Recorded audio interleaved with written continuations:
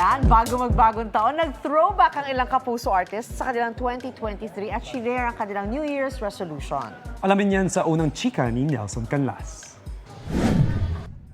Let's do a throwback with our favorite sparkle stars kung ano ang naipon nila sa 2023. Dahil mga go-getter, focused sa trabaho and earnings ang mga celeb. Mas nakapag-ipon ako in terms of investments. Ayan, para sa akin importante yon. Hindi ako mahilig sa luxury items pero medyo nadagdagan yung mga bags ko sa bahay. Bakit bag? Kasi di ba pag artista ka kasi kailangan may variety ka ng bags. Baka kasi sabihin nila yung bag niya isa lang.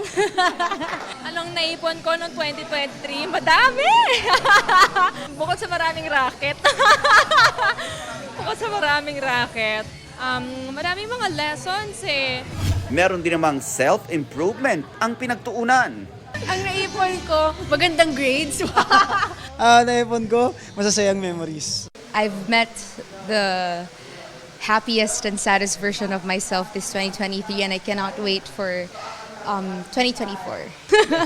Lessons po ang naipon ko ngayon 2023 and I'm so grateful. Kaya sa 2024, Gina ang mga sparkle stars na mas pagbutihin pa ang kanilang sarili.